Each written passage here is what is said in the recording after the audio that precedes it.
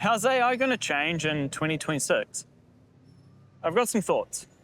After spending the last year experimenting with AI an awful lot, I think AI agents are definitely going to be the top trend of 2026. In this video, I'm going to share more about why. When I first started experimenting with AI tools, I didn't really expect that the AI capability when it comes to agentic coding and tools like Claude Code, ChatGPT Codex, and obviously the ubiquitous Cursor would get so good in such a short space of time. With Anthropic's release of Claude Cowork, which enables Mac users on a Max plan to use Claude Code-like capabilities, but in a desktop app on Mac, a lot of users are going to figure out in early 2026 that the age of making workflows more agentic and leveraging these tools in your day-to-day business use is easier than ever before. One thing I didn't expect to happen though was the continued anti-AI attitude. And this is really interesting because for a lot of workers, AI, just like remote work and not having to go into the office, is going to be one of the best things that can happen for them.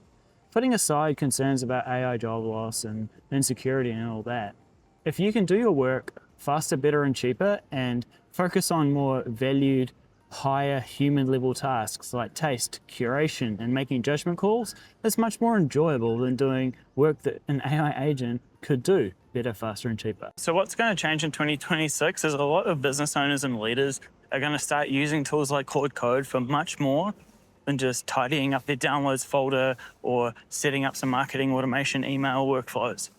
They're going to start seeing that work that they previously needed teams of 2 or 3 people to do can be replaced with one AI workflow.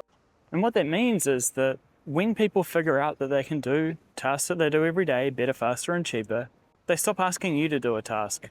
They stop asking a supplier to do a bundle of tasks. The real risk for AI job loss, like I've spoken about before on this channel, isn't from managers figuring out how to do things better, faster, and cheaper. It's customers themselves realizing that the quality of output they get from an AI tool is better than what they get from spending thousands or tens of thousands on your product and service.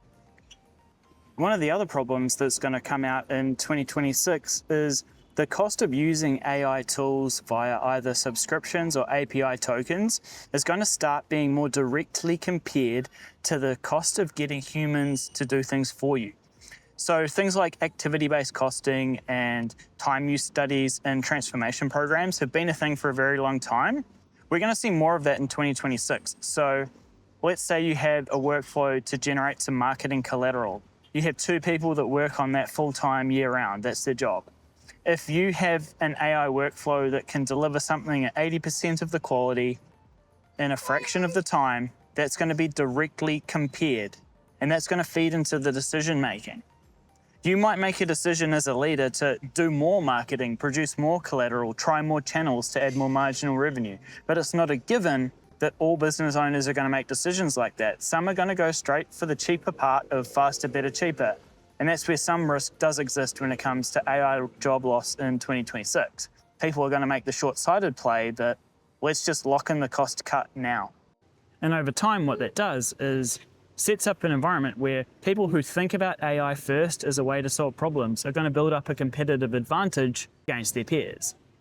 This is because rebuilding a process from scratch with the help of an expert in a domain or an industry specialist means that all the edge cases and things that went wrong in all the legacy platforms and manual ways of working will hopefully get incorporated into the acceptance criteria of whatever agentic tool or workflow you build to deliver that thing.